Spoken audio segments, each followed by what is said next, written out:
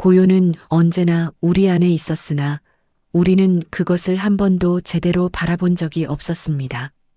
마음속에는 늘 미세한 파문이 일었고 그 파문은 마치 바람도 없이 흔들리는 등불처럼 우리의 시야를 흐려놓곤 했습니다. 무엇이 그 등불을 흔들고 있었을까요? 욕망이었을까요? 두려움이었을까요? 아니면 단지 익숙함이라는 이름의 무거운 그림자였을까요? 어느 날 한 제자가 묻습니다. 스승이시여, 저는 제 마음의 소리를 들을 수가 없습니다.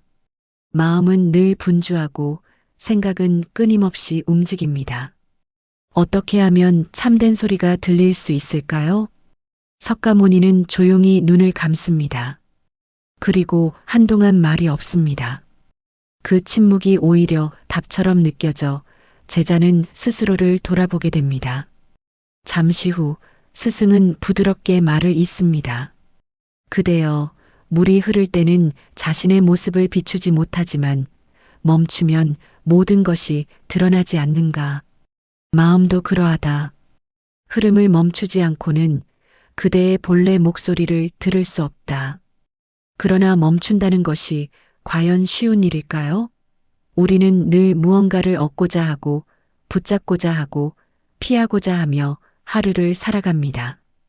그 모든 움직임은 마치 송진처럼 마음에 들러붙어 가장 섬세한 소리를 가려버립니다.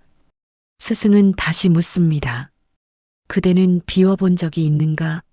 비움이란 잃는 것이 아니라 본래 있던 것을 드러나게 하는 길이다. 제자는 그 말을 이해하려 애쓰지만 마음속에서는 여전히 무수한 생각들이 요동칩니다. 스승의 말처럼 비워야 들린다면 그는 무엇을 먼저 내려놓아야 할까요? 욕망일까요? 두려움일까요? 혹은 스스로조차 알아차리지 못한 깊은 그림자일까요? 석가모니는 마지막으로 조용히 말합니다. 먼저 멈추어라. 멈추면 비울 수 있고 비우면 들을 수 있다. 그리고 들린 그 작은 소리가 그대를 길로 이끌 것이다. 이제 제자는 스스로에게 묻기 시작합니다. 나는 무엇을 멈추어야 하는가? 무엇을 비워야 하는가? 그리고 어떤 소리가 내 안에서 나를 기다리고 있는가? 그 질문이 바로 여정의 시작이었습니다. 아침의 빛이 막 세상에 스며들던 시각, 제자는 홀로 숲가의 작은 연못 앞에 서 있었습니다. 밤새 내린 이슬이 입 위에서 반짝이며 떨어지고 바람은 거의 움직이지 않아 사방이 고요했습니다. 그러나 그 고요함 속에서도 제자의 마음은 잠잠해지지 않았습니다. 바깥은 잔잔한데 왜 마음은 여전히 흔들리고 있는가? 그가 스스로에게 묻고 있을 때 멀리서 천천히 걸어오는 스승의 발소리가 들렸습니다. 석가모니는 연못가에 다가와 물가에 쪼그려 앉았습니다. 그리고 아무 말 없이 손가락으로 물을 살짝 건드립니다. 잔물결이 퍼져나가고 방금 전까지 고요하던 표면은 금세 흔들려 제 모습을 비추지 못하게 되었습니다. 스승은 천천히 제자를 바라보며 말합니다. 그대의 마음도 이와 같다. 고요할 때는 모든 것이 드러나지만 작은 흔들림에도 금세 흐려진다. 제자는 조심스레 물었습니다. 스승이시여, 무엇이 제 마음을 흔드는 것입니까? 저는 분명히 고요를 원하고 있습니다. 석가모니는 연못 위에 떠다니는 낙엽들을 가리켰습니다. 바람이 없어도 낙엽은 떨어진다. 그대의 마음 또한 욕망이나 두려움과 같은 바람이 없어 보일 때라도 오래전에 쌓인 흔적들이 스스로 떠올라 파문을 만든다. 이것을 나는 먼지라 부른다. 먼지. 제자는 그 단어를 마음속에서 되뇌었습니다. 그 먼지는 무엇으로 만들어졌을까? 그는 스스로를 돌아보았습니다. 그가 붙잡아온 생각들, 잘해야 한다는 압박, 이해받고 싶은 마음, 더 나아지고 싶다는 갈망, 가리고 스스로를 향한 보이지 않는 기대들. 분명 고귀해 보이지만 스승의 가르침에 비추어 보니 그것은 그의 마음 바닥에 켜켜이 쌓여 흐림을 만드는 미세한 입자들이었습니다. 석가모니는 다시 고요한 목소리로 말을 이었습니다. 먼지는 누구에게나 있다. 먼지가 있다는 것은 그대가 살아왔다는 증거이기도 하다. 다만 먼지가 쌓인 줄도 모르고 계속 바라보려 하니 보이지 않을 뿐이다. 마음의 소리를 들으려면 먼저 먼지가 있음을 알아차려야 한다. 제자는 가만히 눈을 감습니다. 그러자 그의 내면에서 여러 소리들이 스쳐 지나갔습니다. 이 정도면 충분한가? 나는 괜찮은 사람인가? 더 잘해야 하지 않을까? 이것들은 분명 그의 목소리가 아니라 먼지처럼 붙었던 욕망의 잔재였습니다. 하지만 그는 그것을 자신의 진짜 마음이라고 오랫동안 착각해온 것입니다. 석가모니는 제자의 어깨에 손을 얹으며 말했습니다. 먼지를 없애려 하지 마라. 먼지는 쓸어내려는 마음 자체가 더 큰 흔들림을 만든다.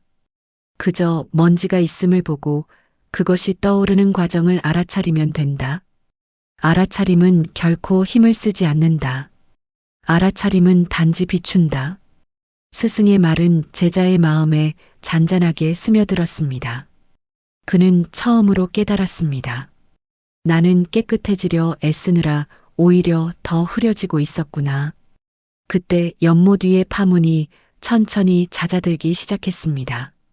물결은 자연스레 평평함을 되찾고 이내 그 안에 하늘과 나무가 한없이 선명하게 비칩니다.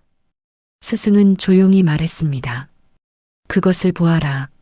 흔들림이 멈추면 애쓰지 않아도 깨끗해진다. 고요는 노력으로 얻는 것이 아니라 먼지를 알아차릴 때 스스로 드러나는 법이다. 제자는 연못을 바라보며 작은 숨을 들이켰습니다. 그의 마음 깊은 곳에서 아주 미약하게 처음 듣는 듯한 소리가 일었습니다. 그 소리는 명확하지 않았지만 분명 그의 진짜 마음에서 비롯된 것이었습니다. 그리고 그는 생각했습니다. 먼저 먼지를 본다 그게 시작이구나. 연못가에서의 깨달음 이후 제자는 스승의 말이 머릿속을 떠나지 않았습니다. 먼지를 알아차리라 그러나 알아차린 뒤에는 무엇을 해야 할까?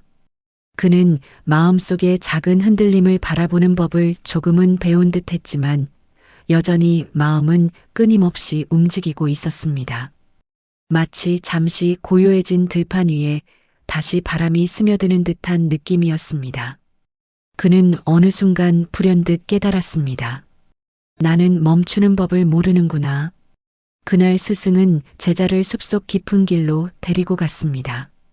길은 좁고 고요했지만 멀리서 들려오는 새의 울음과 나뭇잎을 스치는 바람이 오히려 더 큰 침묵을 간조하는 듯 했습니다. 스승이 걸음을 멈추자 제자도 뒤따라 멈춥니다. 그대여 멈출 수 있겠는가?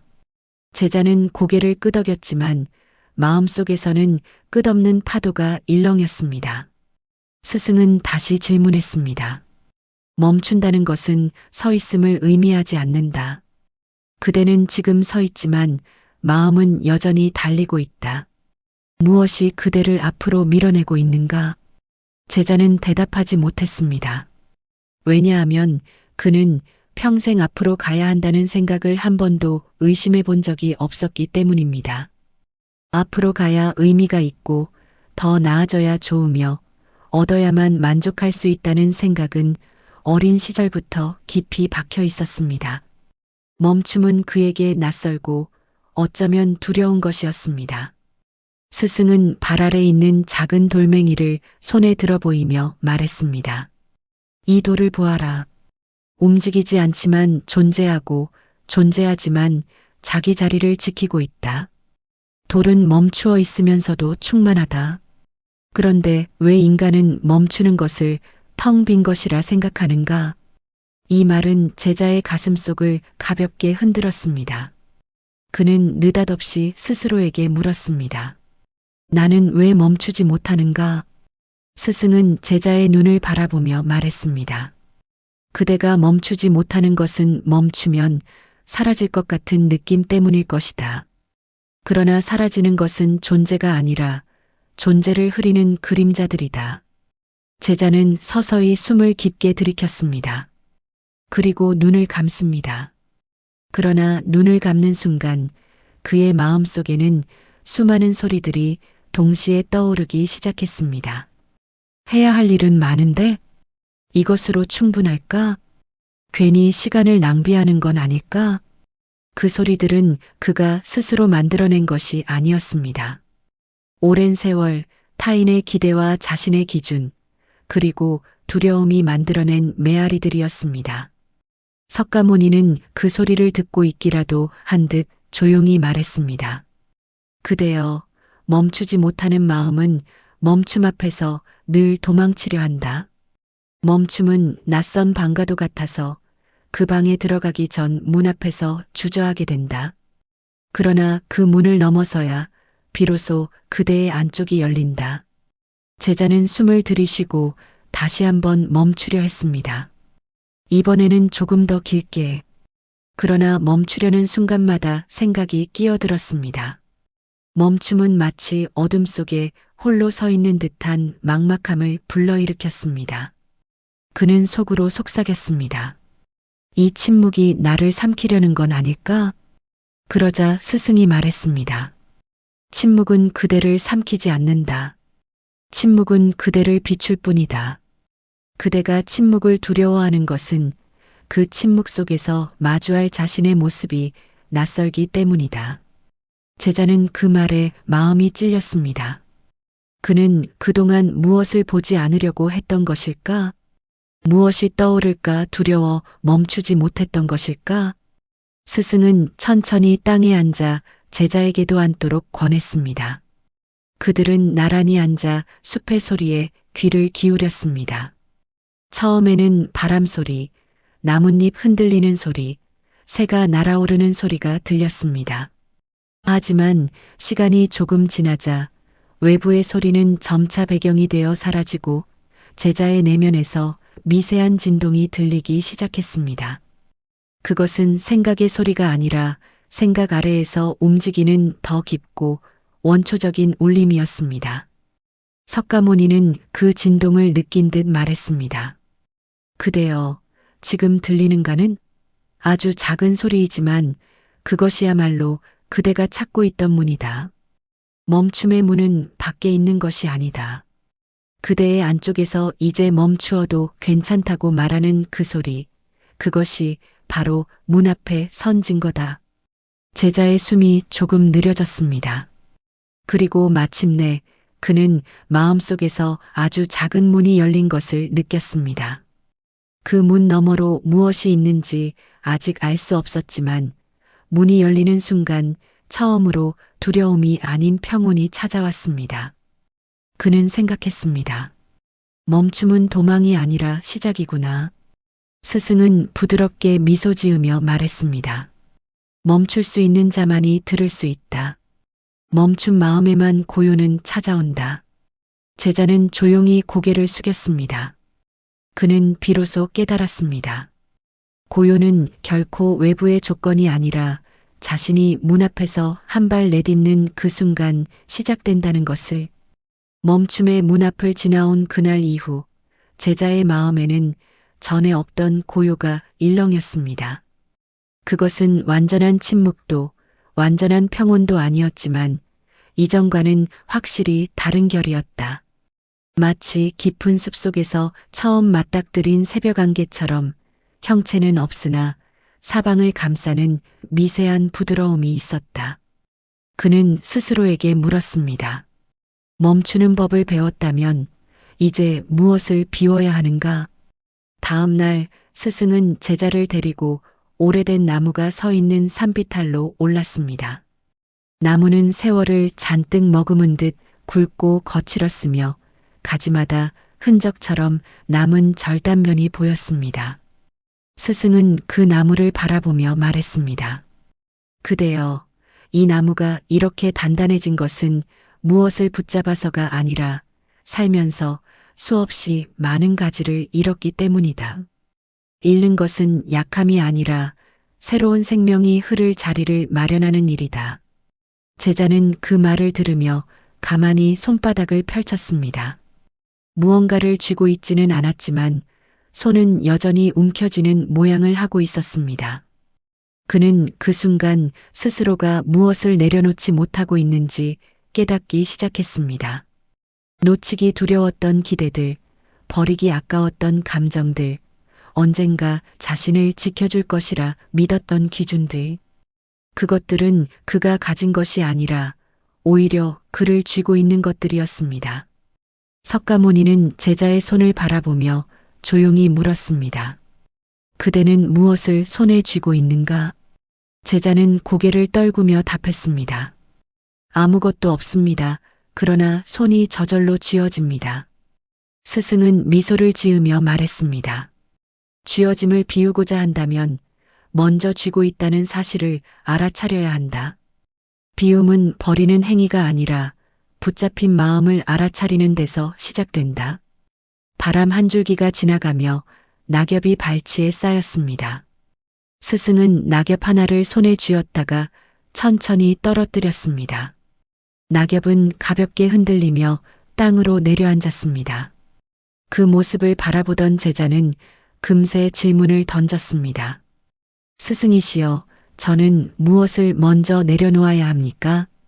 석가모니는 낙엽을 밟으며 부드럽게 답했습니다. 무엇을 내려놓을지는 그대가 정하는 것이 아니다. 비움은 순서가 없다. 떠오르는 것이 먼저 떠나간다. 마음에 오래 머물던 것들은 스스로 떠오르고 떠오르면 자연스레 떨어진다. 그대가 할 일은 억지로 떼어내는 것이 아니라 떠오르는 것을 막지 않는 것이다. 그 말은 제자의 마음을 찌르는 듯 했지만 동시에 해방감을 주었습니다. 그는 깨달았습니다. 나는 비우기 위해 너무 애쓰고 있었구나. 애씀은 또 다른 집착이었구나. 제자는 천천히 자리에 앉아 숨을 고르고 마음속을 바라보기 시작했습니다. 그러자 생각들이 하나둘 떠오르기 시작했습니다. 해야 할 일, 이루지 못한 목표, 누군가에게 인정받고 싶은 바람, 미래에 대한 불안. 그것들은 마치 물속에서 부유하는 조각처럼 그의 의식 표면으로 떠오르고 있었습니다. 그는 스승의 말대로 그것을 붙잡지도 밀어내지도 않았습니다. 그저 떠오름을 지켜보고 있을 뿐이었습니다. 그러자 신기한 일이 벌어졌습니다. 떠오른 생각들이 그대로 머무르지 않고 다시 아래로 사라지는 것이었습니다. 마치 얇은 비늘처럼 표면에 잠시 떠올랐다가 햇빛에 녹아 사라지는 듯 했습니다. 그는 그 순간 처음으로 깨달았습니다. 비움은 내가 만드는 것이 아니라 너머에서 이루어지는구나. 석가모니는 제자의 변화를 조용히 바라보다가 말했습니다. 그대여, 마음은 본래 비어 있다. 그러나 그대는 비워야 한다고 생각하는 순간 스스로 마음을 채우기 시작한다. 비우려는 마음조차 내려놓아야 비움이 시작된다. 제자는 숨을 길게 내쉬었습니다. 그 숨은 이전보다 훨씬 가볍고 넓었습니다. 그는 무언가를 잃은 것 같지 않았습니다. 오히려 잃지 않아도 좋다는 사실을 알게 된 듯 했습니다. 비움은 이름을 의미하지 않았습니다. 비움은 붙잡지 않아도 되는 자유의 시작이었습니다. 그는 조용히 눈을 떴습니다. 숲은 여전히 바람을 머금고 있었고 나무는 묵묵히 그늘을 들이우고 있었습니다. 그러나 제자의 마음은 이전과 달리 조금 더 넓어진 느낌이었습니다. 그는 알았습니다. 비움은 어디선가 시작되는 것이 아니라 내 안에서 이미 시작되고 있었다. 스승은 마지막으로 말했습니다. 비움이 시작된 자리에만 진짜 소리가 깨어난다. 그대는 이제 들을 준비가 되어 있다. 비움이 조금씩 이루어지자 제자의 마음속에서는 전에 없던 공간이 생겼습니다. 그 공간은 크지도 완벽히 텅 비어 있지도 않았지만 분명히 무언가가 머물 수 있을 만큼의 고요를 품고 있었습니다. 제자는 그 고요가 낯설면서도 따뜻하다고 느꼈습니다. 그는 스스로에게 물었습니다. 여기서 이제 무엇이 들리게 될까? 그날 스승은 제자를 데리고 깊은 산속의 작은 동굴로 향했습니다. 동굴은 밖에서 보기엔 어둡고 차갑게 느껴졌지만 안쪽으로 들어가자 부드러운 공기가 흐르고 있었습니다. 스승은 동굴 안가장 조용한 지점에 이르러 말했습니다. 이곳은 세상의 소리가 거의 닿지 않는 자리다. 그러나 세상의 소리가 사라진 자리에 그대의 마음은 무엇을 들려줄 것인가? 제자는 조심스레 바위 위에 앉았습니다. 동굴 안은 고요했지만 그 고요가 이전과 달랐습니다. 숲의 고요는 바람과 새소리가 배경으로 흐르는 고요였지만 이곳의 고요는 그마저도 닿지 않는 완전한 침묵에 가까웠습니다. 처음에는 이 침묵이 무겁게 느껴졌습니다. 그러나 시간이 흐르자 그 무게는 점점 따뜻한 감싸임으로 바뀌어 갔습니다. 스승은 제자에게 눈을 감으라고 말했습니다. 제자는 천천히 눈을 감고 들숨과 날숨에 귀를 기울였습니다. 처음에는 자신의 호흡 소리만 들렸습니다. 그러나 얼마 지나지 않아 그의 마음 깊은 곳에서 작은 울림이 일기 시작했습니다. 그 소리는 생각도 아니었고 감정도 아니었고 어떤 논리도 담고 있지 않았습니다. 그것은 마치 구름 뒤에서 어렴풋이 비치는 달빛처럼 명확하지 않지만 분명히 존재하는 빛과 같은 것이었습니다. 제자는 속삭이듯 말했습니다. 스승이시여, 무언가가 들립니다. 하지만 그게 무엇인지 모르겠습니다. 석가모니는 고요한 목소리로 답했습니다. 그대여, 마음의 소리는 말로 들리지 않는다. 그것은 방향으로 들리고 움직임으로 들리며 때로는 가볍게 흔들리는 느낌으로 들린다. 그것은 그대가 본래 알고 있었으나 잊고 있었던 것들이 모습을 드러내는 순간이다. 제자는 그 말의 뜻을 완전히 이해하지는 못했지만 그 말이 사실이라는 느낌이 들었습니다. 그가 들은 작은 울림은 그에게 어떤 메시지를 전하는 듯 했지만 그 메시지는 말로 번역되지 않았습니다. 그저 이렇게 있어도 된다는 마치 오래된 허기를 채워주는 듯한 따뜻한 수용이 마음속에서 퍼져나갔습니다. 그는 자신이 평생 들어본 적 없는 평온함을 느꼈습니다. 그러나 동시에 또 다른 미세한 흔들림도 존재했습니다. 그 흔들림은 두려움도 불안도 아니었고 욕망이나 후회도 아니었습니다. 그보다 훨씬 깊은 곳에서 올라오는 낯설미였습니다. 비워진 자리에서 처음 나타난 낯선 목소리는 때로는 우리 자신보다 더 우리를 잘 알고 있었지만 우리는 그 목소리를 너무 오랫동안 무시해왔던 것입니다. 제자는 조용히 속삭였습니다. 이 목소리를 믿어도 될까요? 스승은 부드럽게 말했습니다. 그대여, 마음의 소리는 그대를 속이지 않는다. 속이는 것은 욕망이며 가리는 것은 두려움이다.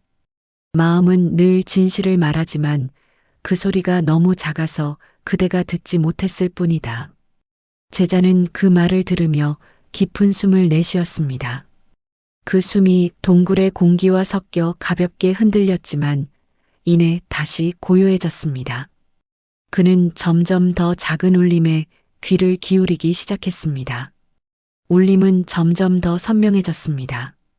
그것은 마치 자신의 중심에서 퍼져나오는 듯한 자그마한 파동이었고 그 파동은 그에게 한 가지 감각을 전했습니다. 더 머물러도 괜찮다. 그 순간 그는 마음속에서 아주 미세한 균열이 일어나는 것을 느꼈습니다. 그 균열은 불안의 균열이 아니라 굳어있던 마음이 처음으로 풀리기 시작하는 소리였습니다. 그는 비로소 깨달았습니다. 아, 이것이 마음의 소리가 깨어나는 순간이구나.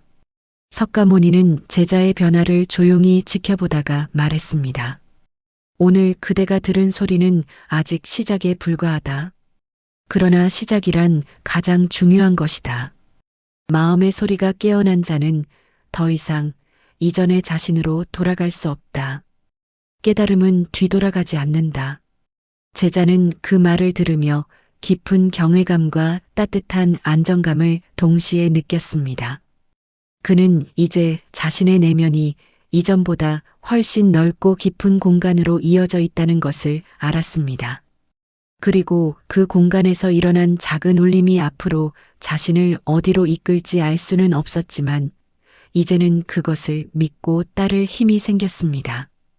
그는 조용히 눈을 떴습니다. 동굴의 어둠 속에서 마음의 빛이 조금 더 선명해져 있었습니다. 마음의 소리가 처음 깨어난 이후 제자의 내면은 이전과는 전혀 다른 세계가 되어 있었습니다. 그 소리는 여전히 작고 조용했지만 그 조용함 속에는 묘한 힘이 담겨 있었습니다. 그것은 제자를 뒤흔드는 거센 바람이 아니었고 앞을 밀어붙이는 의지도 아니었습니다. 오히려 멈추어 서서 자신의 발밑을 비추게 하는 작은 등불과도 같은 존재였습니다. 스승은 제자를 숲길로 데리고 나아갔습니다. 아침 햇살이 나뭇잎 사이로 떨어지며 길 위에 점처럼 흩어지고 있었습니다. 스승은 조용히 말을 이었습니다. 그대여, 마음의 소리가 들렸다 하여도 그 소리가 곧 길을 말해주지는 않는다. 그러나 그 소리는 그대의 발걸음을 비추는 등불이 된다. 길을 만드는 건 스스로의 걸음이지만 등불은 방향을 잃지 않게 해준다. 제자는 그 말을 되뇌며 걸었습니다. 길은 내가 만들고 등불은 내 안에 있다. 이 말은 그에게 깊은 울림을 주었습니다. 그는 늘 정답을 찾으려 했고 무엇이 옳은지 스승에게 묻곤 했습니다. 하지만 이제 그는 깨닫기 시작했습니다. 정답은 외부에서 주어지는 것이 아니라 자신의 마음이 밝히는 곳에 이미 있다는 것을. 그들은 조금 더 걸어 작은 계곡에 도착했습니다. 계곡물은 맑고 잔잔했으며 물 위에는 밝은 햇빛이 흔들리며 비쳤습니다. 스승은 물가에 앉아 제자에게 물었습니다. 저 물을 보아라. 빛이 물을 비추는가, 물이 빛을 드러내는가? 제자는 잠시 생각한 뒤 답했습니다. 둘 다 같습니다. 빛이 없으면 물이 빛날 수 없고 물이 없으면 빛은 모습을 드러낼 곳이 없습니다. 석가모니는 고개를 끄덕였습니다. 그렇다. 마음의 소리는 등불이고 그대의 삶은 물과 같다. 등불이 없다면 삶은 방향을 잃고 삶이 없다면 등불은 비출 곳이 없다. 둘은 서로를 통해 완성된다. 제자는 그 말에서 따뜻한 기운을 느꼈습니다.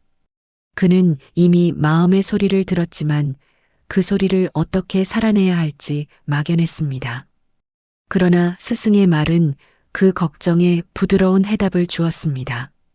등불이 길을 강요하지 않듯 마음의 소리도 그에게 무엇을 하라고 말하지는 않는다는 것. 단지 발밑을 비추어 더 이상 두려움에 휘둘리지 않고 걸을 수 있도록 해줄 뿐이라는 것. 스승은 제자에게 조용히 눈을 감아보라고 했습니다. 제자는 눈을 감고 가만히 서 있었습니다. 그러자 마음속에서 작은 등불이 환하게 떠올랐습니다.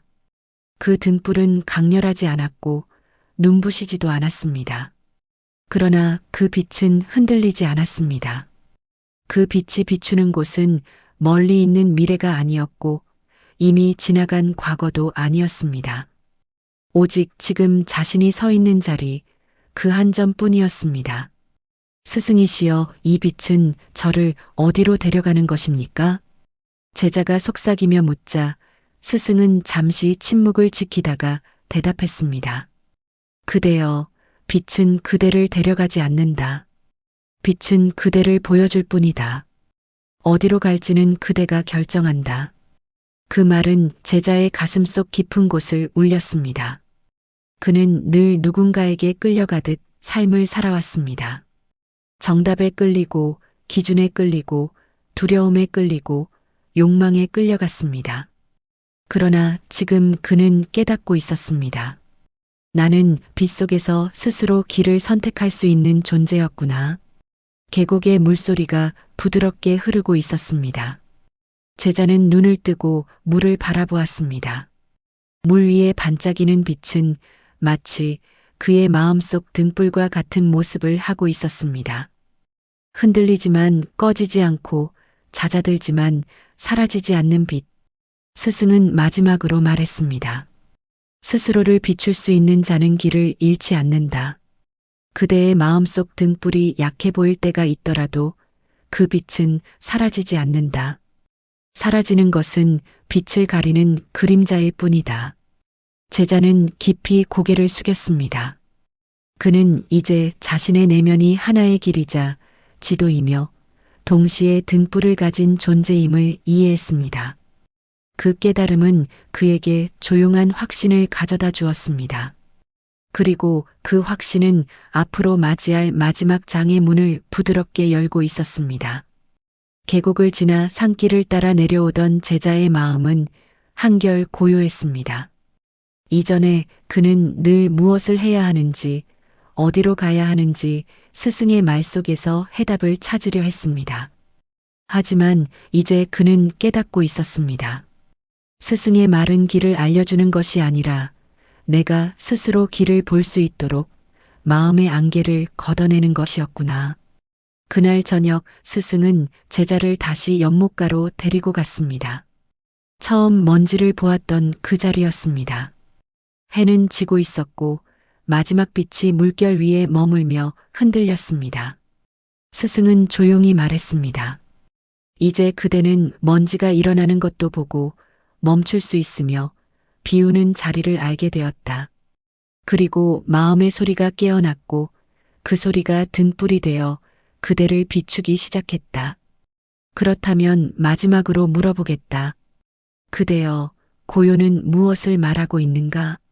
제자는 연못을 바라보았습니다. 물은 잔잔했지만 완전한 침묵은 아니었습니다.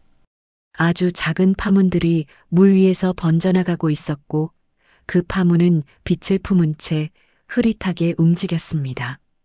그 파문 속에서 그는 마음의 움직임을 보았습니다. 고요는 흔들림이 없는 상태가 아니라 흔들림조차 품고 있는 상태라는 것을 그는 조용히 대답했습니다. 스승이시여, 고요는 이미 제 안에 있다는 것을 말하고 있습니다. 스승은 고개를 끄덕이며 말을 이었습니다. 그렇다. 고요는 찾아가는 것이 아니라 드러나는 것이다. 고요는 노력의 끝에 얻는 것이 아니라 그대가 스스로를 비출 때 자연히 모습을 드러낸다. 제자는 자신의 마음속을 조용히 살폈습니다. 그 안에는 미세한 파동이 여전히 존재했지만 그 파동이 자신을 혼란스럽게 하지는 않았습니다. 그는 느꼈습니다. 나는 더 이상 내 마음을 억누르거나 밀어내지 않아도 된다. 고요는 마음을 없애는 것이 아니라 있는 그대로를 인정하는 데서 시작되는구나. 그때 연못 위로 한 줄기 바람이 불어왔습니다. 바람은 물결을 흔들었고 흔들린 빛은 여러 갈래로 퍼져나갔습니다. 제자는 그 모습을 보며 말했습니다. 바람이 불어도 물은 다시 고요해집니다. 저처럼 말입니다. 스승은 미소 지으며 답했습니다.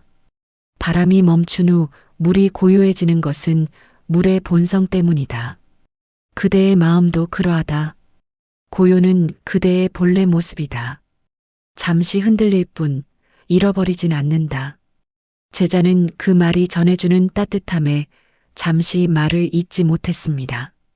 그는 그동안 끊임없이 고요해지려고 애썼습니다. 그러나 지금 그는 깨닫고 있었습니다. 고요는 애써 쟁취해야 하는 것이 아니라 본래 마음속에 이미 존재하는 것이며 그저 먼지와 흔들림에 가려져 있을 뿐이라는 것을 스승은 제자에게 마지막 질문을 건넸습니다. 그대여, 이제 그대는 어디로 가고자 하는가? 제자는 조용히 눈을 감았다가 천천히 뜨며 대답했습니다. 어디로 가야 하는지 모르겠습니다. 그러나 두렵지 않습니다. 제 안에 등불이 발밑을 비추고 있으니 그 빛이 닿는 만큼만 걸어가겠습니다. 석가모니는 미소 지으며 고개를 끄덕였습니다. 그것이면 충분하다. 길은 멀리 있지 않다. 마음이 밝히는 한 걸음 한 걸음이 바로 길이다. 그 순간 밤의 첫 별빛이 연못 위에 떨어졌습니다. 제자의 마음도 그 별빛처럼 잔잔히 빛났습니다. 그 빛은 크지 않았지만 어둠 속에서도 결코 사라지지 않는 단단함을 품고 있었습니다. 그는 스스로에게 속삭였습니다. 나는 이제 더 이상 내가 누구인지 두렵지 않다. 내가 어디로 가는지도 두렵지 않다. 고요가 말하는 길을 듣고 그 길 위를 차분히 걸어가면 된다. 스승은 조용히 등을 돌려 길을 나섰고 제자도 그 뒤를 따랐습니다.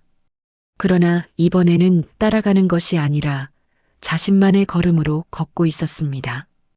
고요가 말해주는 길 위에서 그는 처음으로 온전히 자기 자신이 되어가고 있었습니다. 연못가에서 시작된 작은 깨달음은 결국 제자의 삶 전체를 비추는 등불이 되었습니다. 먼지를 알아차리고 멈춤을 경험하고 비움의 자리에 머물며 마음의 소리가 깨어났습니다. 그리고 그 소리가 스스로를 비추는 등불이 되어 마침내 고요가 말하는 길을 듣게 되었습니다. 여정의 끝에서 남은 것은 어떤 거창한 진리도 아니었고 새롭게 얻은 능력도 아니었습니다. 그가 얻은 것은 단 하나의 단순한 사실이었습니다. 고요는 애써 만들어야 하는 것이 아니라 본래 내 안에 있었다. 그는 더 이상 마음의 흔들림을 두려워하지 않았습니다. 흔들림은 사라져야 할 적이 아니라 고요가 드러나는 과정의 일부라는 것을 알았기 때문입니다. 때로는 욕망이 떠오르고, 때로는 두려움이 흔들리고, 때로는 오래된 기억이 마음을 흐릴 수 있습니다. 그러나 그 모든 것은 잠시 떠올랐다가 사라지는 파문일 뿐, 본래의 고요를 지우지 못합니다.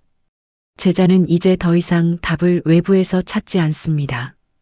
해답은 언제나 마음 깊은 곳에서 아주 작은 소리로 말하고 있었기 때문입니다. 그 소리는 조용하지만 흔들리지 않는 진실을 품고 있었습니다. 그의 길은 여전히 길고 아직도 많은 바람이 불 것입니다. 그러나 그는 알고 있습니다. 바람이 지나간 뒤 마음은 본래의 고요로 돌아온다는 것을. 스승과 함께 걷던 발걸음은 어느새 서로 다른 방향으로 나뉘었습니다. 그러나 제자는 더 이상 두렵지 않았습니다. 그는 이제 고요가 말해주는 길을 들을 수 있었고 그 길은 늘 그에게로 이어져 있었습니다. 어둠 속에서도 흔들림 속에서도 그 빛은 결코 사라지지 않을 것이라는 확신과 함께 그는 마지막으로 스스로에게 속삭였습니다. 나는 이미 길 위에 서 있었다. 나는 이미 듣고 있었다. 작은 소리는 이렇게 그의 삶을 다시 시작하게 했습니다. 그리고 그 고요는 앞으로도 천천히 그러나 꾸준히 그의 마음을 밝혀줄 것입니다.